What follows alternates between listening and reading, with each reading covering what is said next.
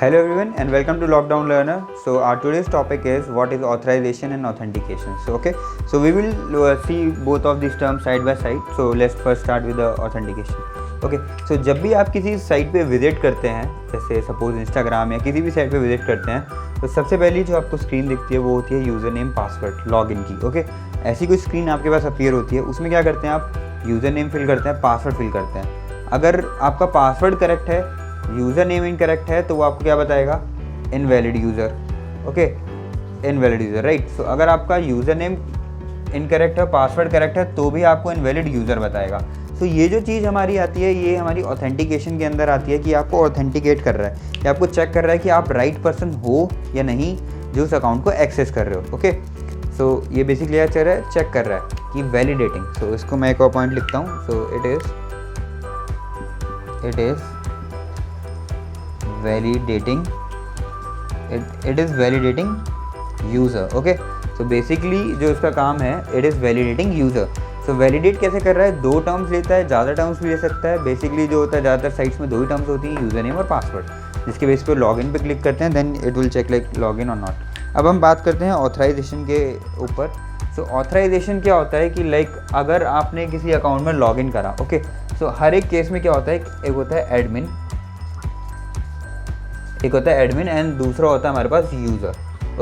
सो admin अगर कोई चीज़ access कर सकता है, admin can see data of all users. So admin can see data of all users. Can user see the data of all users like other users? No. It can see user data of only him/her. So it can see data of only him or her, like whosoever is using that application or anything, but admin can see the data of all users. So you can see like they both are having this authentication, they both have passed this authentication, like they have both have filled the username, they both have filled the password, but on the basis of authentication they redirect like it is user or it is admin. So if it is having an admin credential, so it will go into admin, right? If it is having a user credential, so it will go into the user.